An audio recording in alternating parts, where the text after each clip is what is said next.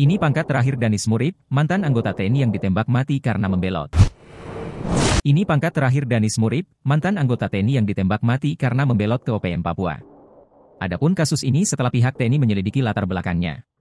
Sebab, Organisasi Papua Merdeka, OPM, di bawah Komando Undius Kogoya telah membunuh dan membakar seorang warga sipil sopir angkot bernama Rusli, 40, di distrik Paniai Timur, beberapa waktu lalu. Alhasil, Panglima Komando Gabungan Wilayah, Koga Bilhan, 3, Letjen TNI Richard Tampu Bolon, memerintahkan Panglima Komando Operasi TNI, Kops TNI, Habema beserta Komandan Komando Pelaksanaan Operasi, dan Kolakops, dan Komandan Pasukan Nanggala Kopassus, untuk melanjutkan operasi pengejaran pada Senin, 17 Juni 2024. Alhasil, operasi tersebut membuahkan hasil dan prajurit TNI berhasil menembak 2 orang OPM, salah satunya terkonfirmasi beridentitas Danis Murib, pasca kontak tembak, tutur Yogi. Untuk itu banyak yang ingin tahu sosok Danis Murib yang merupakan tersangka penembakan. Salah satunya pangkat terakhirnya.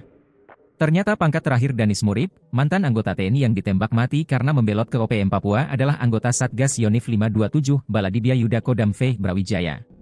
Danis Murib telah melaksanakan kelana Yuda dengan meninggalkan pos Moanemani baru di wilayah distrik Kamu, Kabupaten Dogiai, Papua Tengah, pada 14 April 2024 pukul 10.20 WIB lalu.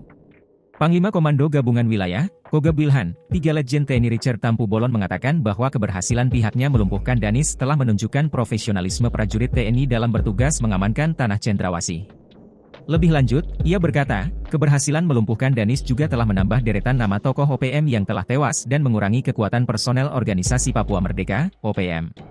Keberhasilan prajurit TNI menembak 2 orang OPM, salah satunya desertir Danis Murib, di Bibida, telah mereduksi kekuatan OPM yang tentunya berdampak positif menjaga stabilitas keamanan demi kelancaran proses percepatan pembangunan di Papua, ucap Richard.